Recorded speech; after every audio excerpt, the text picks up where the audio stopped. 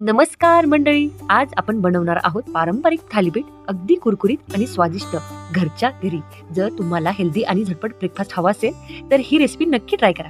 चला तर मग सुरुवात करूया आणि बनवूया कुरकुरीत आणि चवदार थालीपीठ. त्यासाठी लागणार आहे 2 वाटी ज्वारी, मंद आचेवर 2 मिनिट भाजून घ्यावी.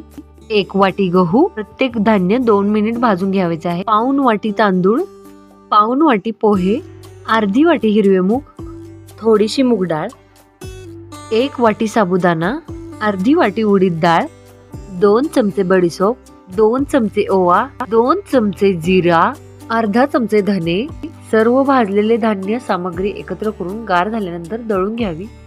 तोपर्यंत थालीपीठामध्ये घालण्यासाठी मिरची, लसूण, कोथिंबीर, मेथी आणि आपल्याजवळ अवेलेबल असेल तर पालक किंवा काकडी घालावी. दळलेल्या पिठामध्ये कांदा, तीळ, कोथिंबीर, मेथी, आलू लसूणाची पेस्ट, चवीनुसार मीठ, हळद, ते सर्व पिठात छान असे एकजीव करून त्याचा डो बनवावा, म्हणजे गोळा बनवावा. छान अशा केळीच्या पानावरती थोडंसं पाणी शिंपडून थोडासा तेलाचा हात फिरून मग थालीपीठ थापून घ्यावे. तवा गरम करून थोडे तेल टाका आणि थालीपीठ तव्यावरती ठेवा. 2 मिनिट एका बाजूला, नंतर पलटा. दोन्ही बाजू सोनेरी ब्राऊन होईपर्यंत शिजवा. अरे वा, कुरकुरीत, स्वादिष्ट आणि हेल्दी थालीपीठ तयार झाली. तुम्हालाही नक्की आवडेल. आता गरम गरम सर्व करा.